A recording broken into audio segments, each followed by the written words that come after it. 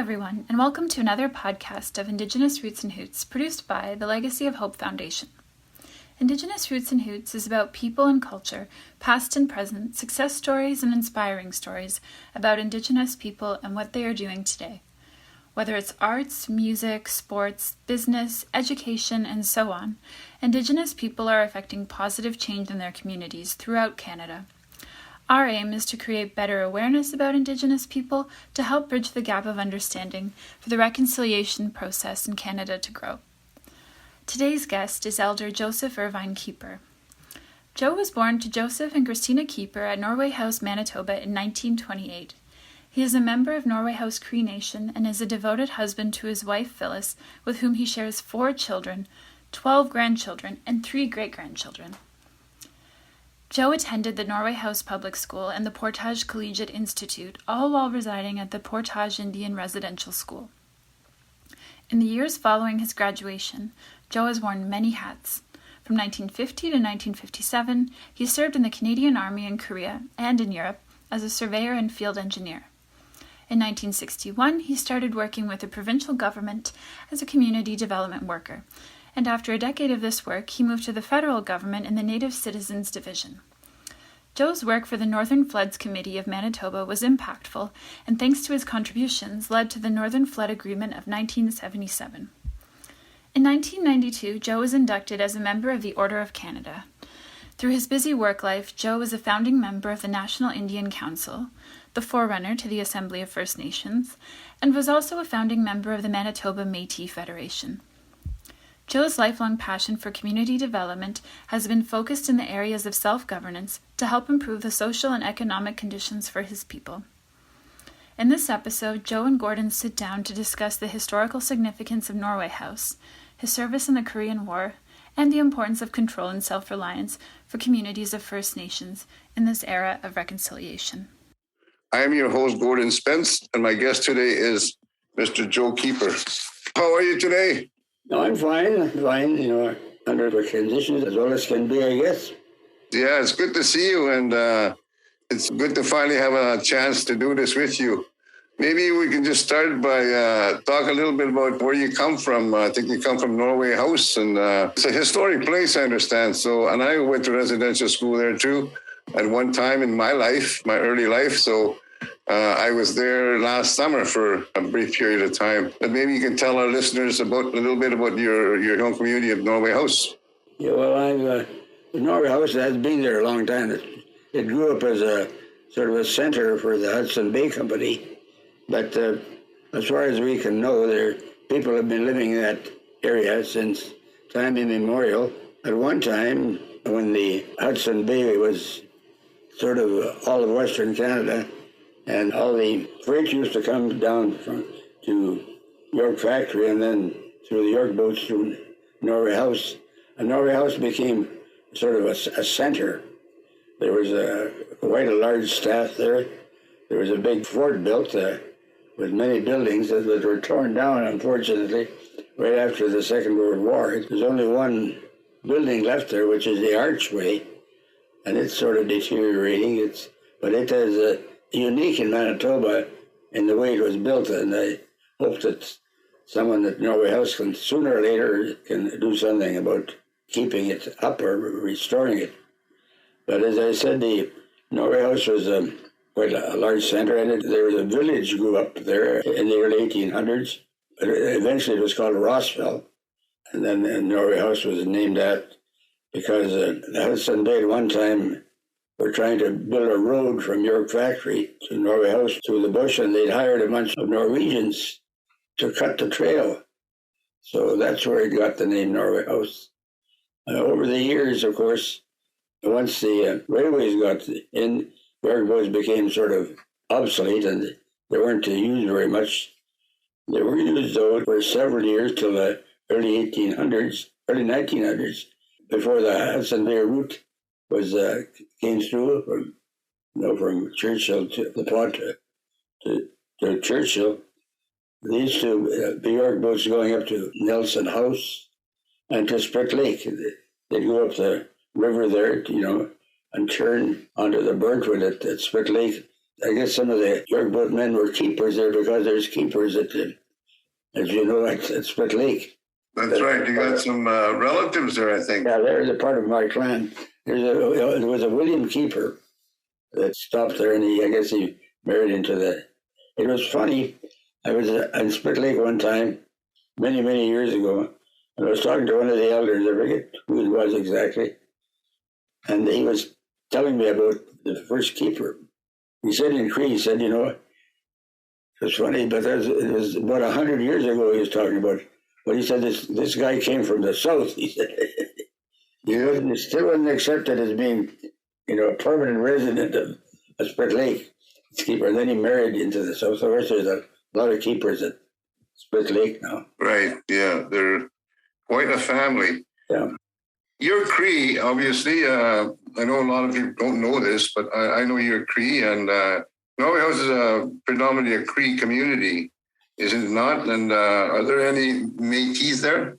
Well, there's what they call Métis, I guess, that the term that people that are non-status, there are not that many now. Once that bill C-35 came through, the non-treaty and the treaty were very closely interrelated. So most of the people that used to be considered Métis are now status Indians. So I don't know how many Métis are there anymore. It was sort of an artificial distinction that was made for a long time. Right. But there was intermarriage between the status and the non-status. Yeah. So most of the people that are there now are status Indians. Yeah. Is that what's known as Rossville? Rossville that was a reserve. That was the first permanent village was at Rossville. Yeah. Rossville was named after Donald Ross, who was a chief actor, and he was stationed at Norway House back in the 1840s. And you all heard of Alan Ross, of course. It was Alan Ross's great-great-grandfather, who was Donald Ross. He was stationed at Norway House. And it was at that time also that James Evans arrived at Norway House around 1840, and he helped create the pre-syllabics, The writing system. The writing system, which is a great discovery here. I don't know why we, the Cree, don't continue to teach it, because it can be so easily learned. You can pick it up in a couple of days. But you see people teaching Cree and using Roman orthography. Well, Cree words are pretty long sometimes. And when you try to write them in Roman orthography, it's a hard time really breaking them down. But if you use Cree syllabics were developed for the Cree language. And in the early 1900s, the Northern Cree were probably the most literate people in the world, because the parents could teach the children the Cree. My mother taught me Cree syllabics when I was quite young. I didn't use them all, but I can still read the Cree syllabics, and I wonder why they're not used more. Yeah, well, I think it's people have been gradually losing the language, and there seems to be a revitalization of learning Indigenous languages across the country now, and not only language, but getting back to the traditional cultural ways, or at least knowing them and learning about them. There's also a residential school in Norway House at one time, and it's one that I attended to, and I'm not sure if you did. And I went there this summer, and it was the building was torn down. There's nothing there right now, and there is not even any kind of signage that says that there was a residential school there. So just maybe they haven't quite decided what to do with that piece of property, because it's kind of right in a prime location, right? Yeah. Well, probably that, I guess it would revert to the reserve.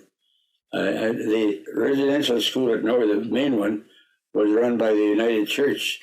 But there was also a smaller RC residential school, which was sort of a part of the Cross Lakes residential school, but it was at Norway House. And when I was there, there was I never went to the residential school there. There was a residential school that was run by the United Church, and there were people from Island Lake and God's Lake, and even some from Cross Lake went there. Initially, it was run like all the old residential schools were. there was a farm, and where the kids up to a certain age would go to school all day, and then after, when you became a senior, you'd work half a day and go to school half a day. It was sort of self-sustaining because they had cattle and they had big gardens. There they'd grow potatoes and all the cabbages and turnips and all that, store them in root cellars. And then they'd have a big herd of cattle that they would have. So there was a lot of, it was a self-sustaining thing because the churches didn't get very much money for each student. When I went to residential school in the 1940s, in 1945, this was at Portage la Prairie, the school was receiving $180 a year per student to run that school. $180 a year. So there's 100 kids, that'd be $18,000. So you'd have to, the school at Portage that was still run the old way, there was cattle and horses and chickens and pigs and big gardens, and then they'd grow some grain for the cattle too. So it was a different system, and it was a system that didn't do that much good for Indian people. But in the north, as I remember, people were still living off the land, and going out to the resort areas. Some of them would be there from early fall until breakup in the spring. They wouldn't come back. So there was this push to get the kids to learn the English language. So a lot of them would let their kids go to residential school. It wasn't always forced. It was a combination of two things, And it wasn't until really, I think that probably in the 40s, when Canada and the government became more knowledgeable or paid more attention to what was happening to Indian people, that you had that family allowance and all that, that they started to force people to go to school, Prior to that, I don't think there was, at least in the north, there wasn't that same determination by the government to get all the kids into residential school. Yeah. I know there's a lot of people that, like, I have some friends who are from reserves and who never did attend residential schools. And I always wonder how they managed to escape that punishment of being sent off to residential school. So they didn't really force them. They didn't force them. Yeah. Norway House, lots of families would take their kids out to the trapping cabins because, like at Norway House, at least, like where my I never did, but my family, the Keeper family, trapped at a place called Gull Lake. It's called Lawford Lake now, but that was about 70 or 80 miles. But they'd go there in the fall before freeze up and stay there all winter. That's where they lived. And my father was born at Walker Lake, which is just out of Cross Lake. And as a matter of fact, Walker Lake was named after my grandfather, whose name was Walker Keeper. So it was a different setup. But later, I guess, they really forced the kids to go to residential school. But when I was growing up, I don't recall that happening. It may have. I left Norway House to residential school when I was 13. Yeah. When I went to residential school, I was fortunate in that when I got to the school, they were only taught to grade 7, and I was going to grade 8, so I was allowed to go to school in town. But I was the only one from that residential school going to school in town. So I used to have to get up in the morning and do the chores and everything else, then walk to school and walk back. And the residential school at Portage la Prairie, at that time, and I'm talking about proportionately right now, there wasn't any, that I recall, any physical or sexual abuse of the kids, and it was fairly close to town, and some of the parents from Long Plains, some of them would come on the weekends to visit with their children, and I'm talking rating with other residential schools. It was a fairly decent school, but certainly residential schools taught you the psychological impact of trying to point out that you have to be white in order to succeed in this world, So it gives you this inferiority complex, I've always felt. I think that's one of the worst things that the residential schools did was to reinforce that feeling. And so a lot of the staff that did that thought they were doing the right thing, They were decent white people, but they were so imbued with the belief of the culture. It's not only the residential schools, it was the dominant society, the white society, that believed Indian people had to become like white people, Yeah. And the government carried out the wishes of the people, and then they forgot about them, Yeah. They were doing their job without realizing, doing their job was not doing it right, I guess. That's right. They believe it's called, they talk about that in the States and the other places. They're beginning to talk about it more now, about this what they call implicit bias. It's something that's a part of the culture, of the white culture. And I remember when I first worked for government, there was a guy, my boss, he was a white man, but he was an extraordinary person. He said one of the false traits of the white society is their belief in their own superiority, and that was a part of their treatment of Indian children and Indian people generally. Right. Yeah. You've accomplished quite a bit in your lifetime, in your own right. We'll get more into that a little bit later, but I want to talk a little bit about, I would like you to talk a little bit about your father, Joe Keeper Sr., who was an Olympian in the 1912 Summer Olympics. I believe that was in Stockholm. How incredible is this? Can you tell us a bit about your father? My father was born in Walker Lake, and he grew up there, but they were part of the Norway House Cree Nation.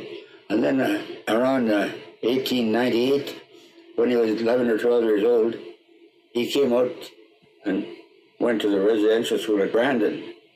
There were several people from the north came at that time, and he stayed there. He never went home. When he was there, it was called an industrial school at that time. Well, he learned to be a carpenter there, and he finished what they called grade 6. But he was a good athlete. He was a good runner, and there was one of the instructors there who was teaching carpentry and other things. He loved sports, and he saw that my dad could run, and he sort of took him under his, trained him. And my dad was also a good hockey player and a good soccer player. But around 1909, I think, in 1909, he ran in a race in Brandon, that sort of first professional race. There was a lot of racing, was at that time was very popular. People would turn out to watch it by the hundreds. So I guess some people saw him and they convinced him to go to Winnipeg. And he got to Winnipeg and he got a job with a railway and raced with this, what they call the North End Athletic Club. And the first year he raced, he beat everyone. As a matter of fact, it shows how the attitude of the public at that time. The first race he ran, it was against 47 competitors. And the headlines in one of the papers, I forget which one it was, it says, "Redskin shows clean pair of heels to 46 competitors." And then after that, he became, they always call him Indian Joe, Oh. So, but he raced in 1911. He won a lot of races.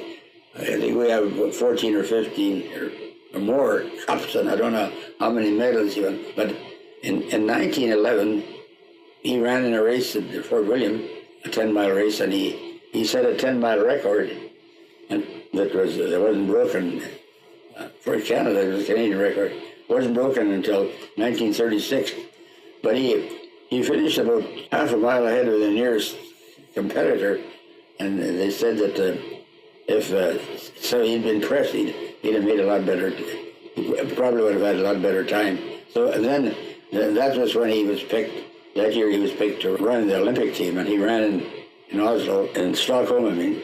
That's the same year that Jim Thorpe ran, the famous Indian athlete. He was there at the same time. But my dad ran in the 5,000 meter race, and he got something in his foot. He won his heats, but in the final race, he got something in his shoe, and he came in 8th. But that was one of his best races. But then in the 10,000 meters, he he came in fourth. When he ran the 10,000 meter final, he'd run in about 4 or 5 races in a couple of days. So by the time the 10,000 meter came along, he wasn't really up to shape, I guess. But he always said that he felt that he could have done better than fourth, because he said that he didn't have his own coach. They had a coach that gave him bad advice, he felt. Yeah. And the coach later said that he did. He told him to keep pace with an American. And my dad said that he did. But he said that when they were about half done, he could see that there was 3 or 4 guys ahead of him. So he had to speed up, and he caught up to them.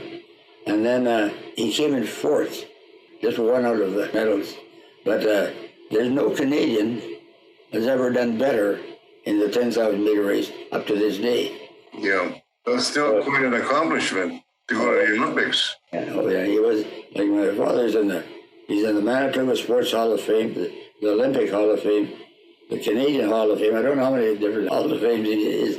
And in 2012, they had a special Indian sports exhibition of outstanding Indian athletes at the Smithsonian American Indian Institute in Washington, D.C. And we were invited. My son and I and my grandson went down there.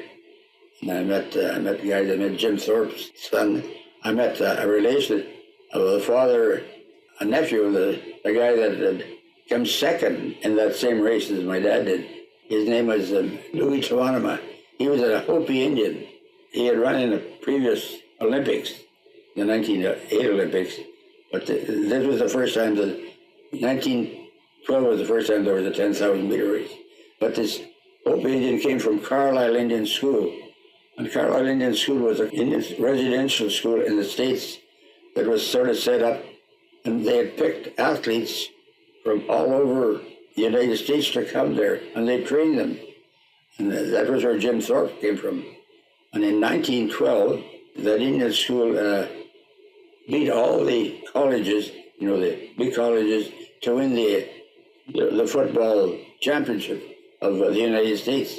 So they had received training that my father never had. Like my father just had run out of a, working man's race. But he never said anything about it. But I think that he could have probably done better. But he certainly did well. I don't think there's anybody in Manitoba that has come near him. And interestingly enough, there was the other famous Indian athlete, of course, one of the famous at the time was Tommy Longboat. And my father and Tommy Longboat were in the same outfit in the First World War. They were in the same section, as a matter of fact. They were called runners. They would take messages in the night, usually with the front lines. And during that time, there were 2 divisional championships. And my father ran against Tommy Longboat 3 times, and he beat him twice. That was in the Army. But my father was decorated for bravery, too, in the First World War. Wow. He got the military medal for bravery. Yeah. So when I went to residential school, people still remember Joe Keeper, the runner, and I was expected to be a great runner, too. I never could run like my dad. No. I was a good high school athlete. But. Were you born when the time when your father went to the Olympics? Oh, no. I was born in 1928. My father went to the Olympics in 1912. Right. I was just going to ask what it must have been like coming home, after he'd won, after he'd ran in the Olympics. Well, it was interesting. Well, there's a story, and I think there's some truth to it. He went to Norway House for a while, and the guys, the dog teams then, and a lot of runners, a lot of good runners, So they were saying, that Joe ran against all these white guys, but, he couldn't run against us. So they set up a race, with all the top runners. I guess it was a 10-mile race or whatever. And I was told this story. My dad never told the story, but he told it to my son. And then there was one of the chiefs at Norway House, Alec Duncan, remembered that race. But my dad said they started to run the race, and he kept with the guys about halfway through. And then he turned on the heat, and he finished about a half mile ahead of the nearest guy. Wow. He showed them that he could run against anybody. Yeah. You also served in the Canadian Army during the Korean War and in Europe. Can you talk a little bit about that and what you remember about this time in your life? Well, actually, when I finished high school, in 1946. I wanted to go to university, and when you wrote your exams in high school at that time, they had what they call junior and senior matriculation. And if you passed your senior matriculation, that was equivalent to first year university at the Manitoba, and you could go to university. So I went to university for a couple of years, and then I dropped out. But in the summertime, I got a job in the mine at Flin Flon. So I worked there for a couple of summers. And then after that, my second year at university, I dropped out. I didn't really have to, but I was taking courses there, and I wasn't really interested. So I dropped out of school, and I went and I joined the Air Force for a while. I thought to take pilot training, and I was accepted into pilot training, and then but I couldn't land a plane properly. I kept bouncing. I sold it okay. Finally, they said, "Well, you have to CTU, cease trainings," and I was so disappointed. That was after about 6 months in the Air Force. But he said, we can send you to Summerside, and you can take navigator training there. And I said, not really. I'm going to go back to civilian life. So I resigned from the Air Force. I was what they call a flight cadet. That's sort of like a junior officer. But anyway, I went back and I worked in the mine again. I got a job underground again. And I worked in the Flin Flon. And then the Korean War started in 1950. And they had the Canadian Army Special Force to go to Korea. And I thought, well, here's an opportunity to, and you would get the same benefits as Second World War veterans. And you wanted to go to university, and when you came back, they'd pay for it, etc. So I joined the Army, and I trained, we trained in Shiloh for 3 months. And then we were shipped, I was an artillery surveyor. When our guns fire in the field, they don't fire straight at they fire off map coordinates. So the guns have to be surveyed in on a map grid. And that was one of my jobs was to survey the guns in on the grid. But anyway, that's the training I had. A survey section, there were 10 of us. But we were sent down to Fort Lewis, Washington. And when we were going down there, my regiment was in a bad accident at Canoe River, BC, in November of 1950, that would be. And we lost 17 men killed and 52 injured. There was a head-on collision between two trains. And but we went on, and then we trained in Fort Lewis. We were sent up to a place called Yakima and trained there in the hills because the terrain was a lot like Korean. And then in April of 1951, we were shipped off to Korea, and we went by boats. They still had those old transport ships from the Second World War. So they put 2,500 of us into a big boat, and we took 15 days to go across the Pacific. Wow. But it wasn't bad. I didn't get seasick, and it was an interesting trip. We landed at Busan, and then we were put in a camp there, and we got ready, and we went into action actually about 2 weeks after we landed at Busan. And then I spent a year in the front lines. Then I came back in June. It was interesting in that when we were first there, the Chinese were moving back. They had come down and they were retreating. We were attached to an American outfit, and we had to move practically every day or every second day, and so we always had to survey the guns. We were always surveying the guns, and sometimes we'd be up with the infantry. And in one place, I remember, we were surveying the guns in, and we put these markers in. Suddenly, there's these shells come in, a couple of shells, like the mortar shells. You look over there, you can see it. Over the other side of this small valley, our troops pulling back. So we pulled back. We almost got caught in between the Chinese and our own troops. But that was the nearest we ever came to really getting it. We weren't like the infantry. Yeah. But we spent, like as I said, it was an exciting time for a young man. How long were you there for? 14 months. 14 months, yeah.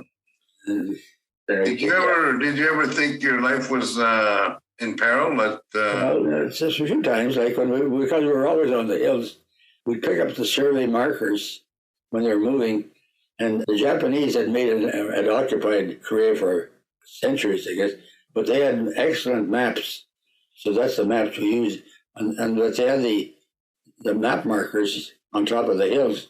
So in order to survey the guns, then we had to use the Japanese maps, and we had to identify the markers. So sometimes we'd be up on the top of the hills, and we'd be, open to sniper fire and that. But the nearest we ever got killed was when we were in a static line, and me and another guy were told by our officer that we would have to go on a sort of like a standing patrol to observe, because they feel that the Chinese were building up an attack, they figured. And we had to go to this one hill and put one of our markers there and observe from there. And so this Bill Gillis and I went up there. And there was only the two of us. And I didn't think that was right. And I said to our officer, I don't think we should go up there like that. We're not infantrymen. We should have somebody with us, No, he said, you got to go there. So I said, well, what if I say no? He said, well, tomorrow you'll be down in the field punishment camp in Seoul, he said, which was like a military prison. So I didn't argue with him. But anyway, we went up there, and we had a radio with us, but they had strung a telephone line up to where we were. And we were on a little observation post on the forward side of the hill. And Bill and I said, well, we're alone here. If the Chinese see us or they come over, we would probably get killed, But so we decided only one of us would go on at a time. So about 1 o'clock in the morning, our telephone went dead, but we still had the 300 set. Then first thing in the morning, the signalers came up, and the patrol had come over our hill, and they'd cut the telephone line about 6 feet below where we were watching. But we didn't see them, They must have seen us, but that was the nearest. I'm sure that those guys could have cut our throats or cut one of our throats if they wanted to. But that was the nearest ever. And we were, once the next day, once the commanding officer of the outfit of our regiment found out we were out there, we were pulled off and we were put in a different place. And we had an infantry patrol with us after that. Yeah. But that was the nearest I can remember. But I was never in any hand-to-hand combat or anything. Yeah. How long was this Korean War? Well, it's Korean War, I don't know whether it's ended, but it started in June the 25th, 1950. That's when North Korea came down. And they were intent on taking South Korea. And it lasted until July of 1953, almost 3 years. An armistice was signed then. I don't know whether they've ever actually signed a peace treaty. They may have, but that armistice is still there. Yeah.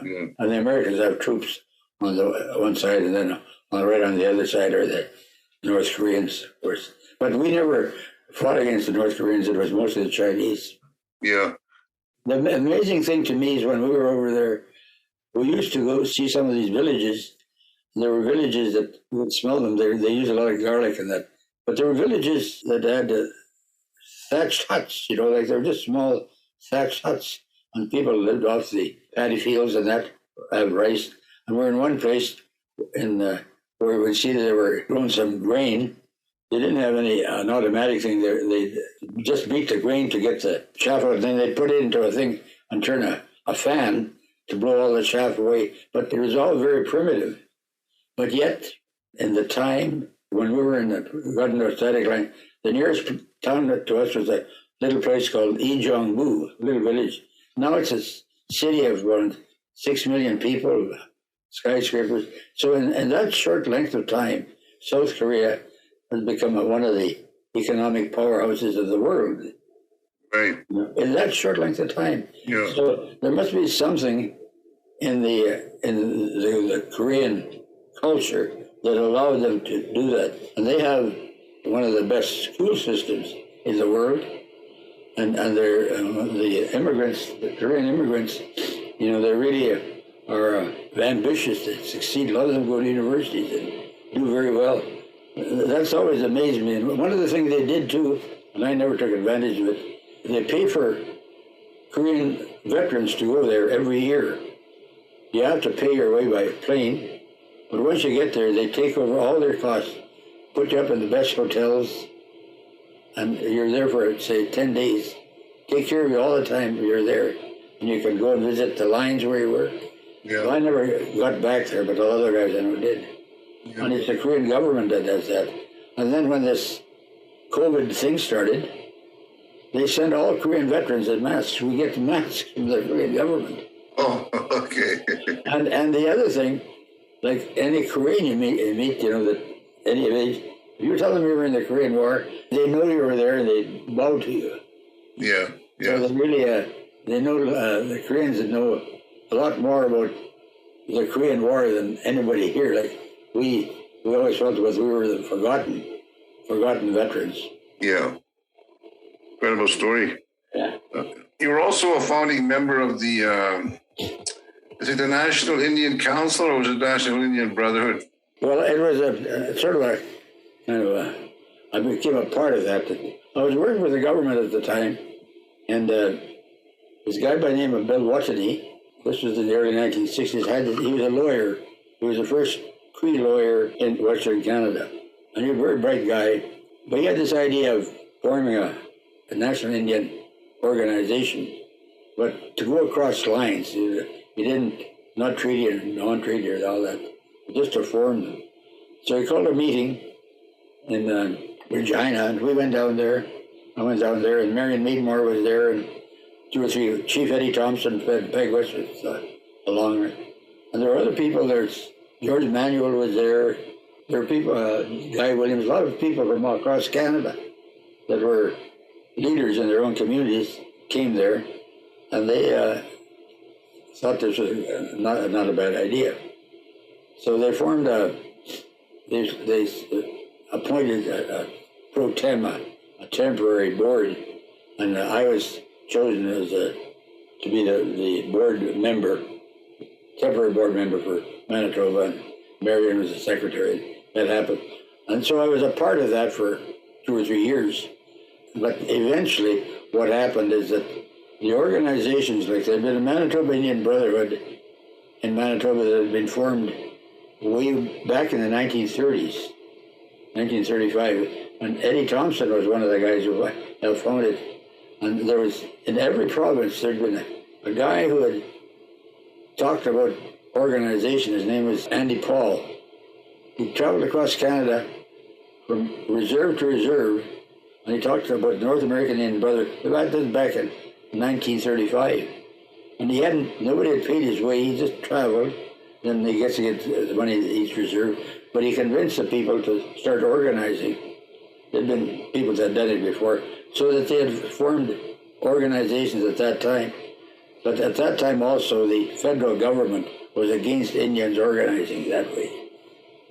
But there were fledgling organizations that had been dormant. So in 1960s, once the National Indian Council, there were these people that knew about this organization. Well, we don't need somebody to come and organize. We can organize ourselves. So there was a reaction. So after about 3 or 4 years, the Manitoba Indian Brotherhood became active, and all the different organizations, the provinces became active. And they formed the National Indian Brotherhood. And at that same time, they formed the Métis organization too. So in that sense, I was involved, with the National Indian Council, and I think the National Indian Council did have a role in it. It had a catalytic effect, a reaction where people said, well, we don't need someone else to come and organize this. We can organize ourselves. And with the reserves, you have your chief and councils. You have a ready-made organization there. So, you have the right leader like David Crushane, who was the original Grand Chief of the Manitoba Indian Brotherhood, took over. And he was an outstanding leader, and they organized into regions. And then later they broke up, and I don't know exactly why. They broke the Manitoba Indian Brotherhood up. So you have a whole bunch of different organizations now. But at that time, there was the Manitoba Indian Brotherhood, and then there was organizations in all the different provinces. So in that sense, I was involved in the early days of organization. But there was a sort of as I said, it had a catalytic effect, I think, in that it helped Indian people on the reserves the leaders to say, well, we don't need anyone to come to tell us to organize. We can organize ourselves. Okay, sure. I got maybe one more question for you. You've got a wealth of knowledge, Joe, and I could listen to you probably all afternoon here. You hear a lot about reconciliation and trying to bridge the gap between, Indigenous people, non-Indigenous people, trying to create a better world, a better country for us. What do you think about this reconciliation, and what are your thoughts on it? Well, I think the idea of reconciliation is a good idea. I think that the Truth and Reconciliation Commission is valuable in that it created an awareness of Indigenous people in Canada. The public wasn't aware. But like any particular problem, awareness is only the first step in solving it. The thing is to recognize what needs to be done and how it should be done. And I think that's the important thing. We don't need people feeling sorry for us and saying we can help you. There needs to be a two-way thing, I think. I think one of the things that is important is that dominant society needs to begin to not only learn more about Indigenous and Indian people, but also learn to look at themselves and say, this is not their fault. It's not the fault of the Indian necessarily, but it's because of the way they've been treated.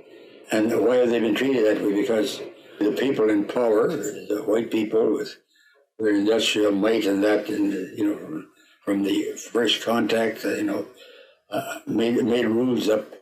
And now we have to start looking at how we can change this and find a way that we can work together as equals.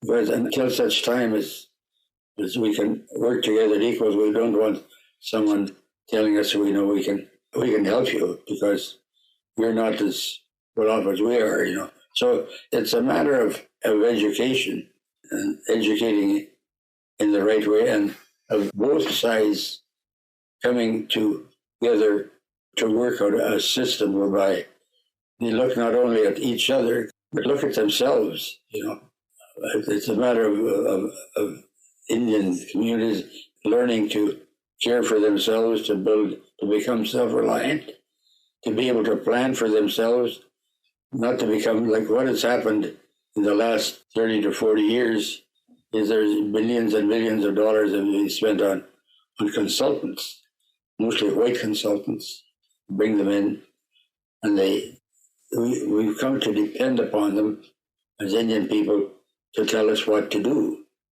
and then we do it. But there needs to be more emphasis in the Indigenous communities on self-reliance, that they can do things for themselves. And then you pull in someone to help you when you need, like if you want to build a bridge, you don't build a bridge by yourself. You hire an engineer to build it for you, but you're in charge, And I think that is the thing that once the Indian communities can become self-reliant, that's reconciliation. You can move from there. But right now, what is happening is you have a system, the Indian affairs system, that still controls everything that Indian people do, One of the things they had way back, that devolution they called, what they did is they gave the money to the bands to run it, which this was a good thing in many ways, I guess. But the money was still controlled from Ottawa, and it really wasn't fair to a lot of the communities because, first of all, there was never enough money. Secondly, in order to administer money, you have to build an infrastructure to do that, It's a long struggle. So I don't think it is the reconciliation is important, and I think it has created an awareness and an atmosphere to allow things to happen, But I think that it is important to begin to look at why this has happened and how can we best correct it, Right. It is not something that's going to happen overnight because Indian people have culturally came from a different culture, which is it was not a capitalistic economic structure. It was quite different. So it's not something that's going to happen overnight, but it's happening. Right. There's no magic answer, though, I don't think, No, there isn't. It's a long process. Takes a long time, I think. Yeah. Well, Joe, I really want to thank you for taking this time to talk to us. We've been talking to Joe Keeper from originally from Norway House, Manitoba, and on behalf of the Legacy of Hope Foundation, I really want to thank you for taking the time to do this with us, Joe. It was it. There's another thing too. One final thing. I always tell my kids, they say "egocy." Egocy has become a word that's used by. They say it means thank you, and I tell them, well, that's not really what it says. Egocy means, well, that's it, That's it. Egocy. But I often tell a story about this old guy chief who was used to attend these meetings with white men and all that, and he'd work out these solutions and all that. And at the end of the chief would say, "Egocy, Manimaga, ittiwe." Maybe. Egocy, Manimaga, ittiwe. Yeah. That's how he's going to be, of course, I guess. That's what I guess he had dealt with white people long enough that he would. Yeah. Yeah.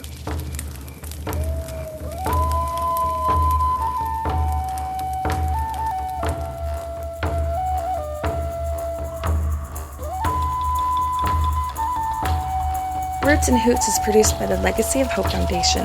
For more podcasts like this, please visit our website at legacyofhope.ca.